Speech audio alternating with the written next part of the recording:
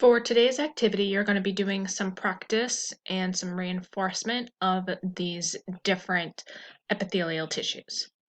You have two assignments attached to this assignment in Google Classroom.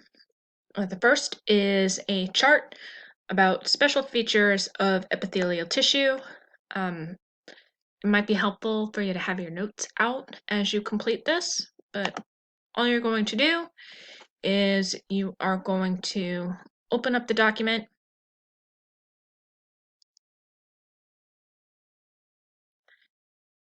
For each structure found in the tissue, you're going to identify an example or multiple examples of tissues in which that structure exists and what its function is. So there are four structures that you need to know: basement membrane, goblet cell, cilia, and microvilli. The second thing that you are going to do is the epithelial tissue scramble activity.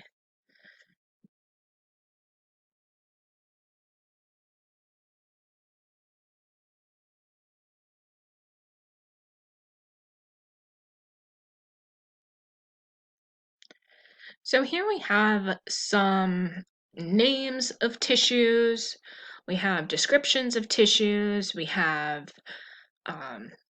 functions of tissues, and pictures. And they're in this table, but this table is all scrambled up.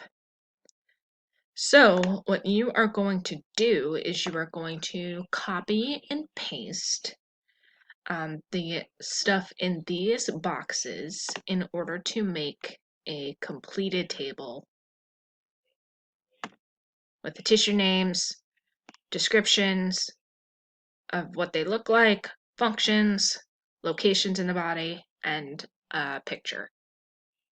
So just copy paste from the table on the first page into the table on the second page to unscramble that first table.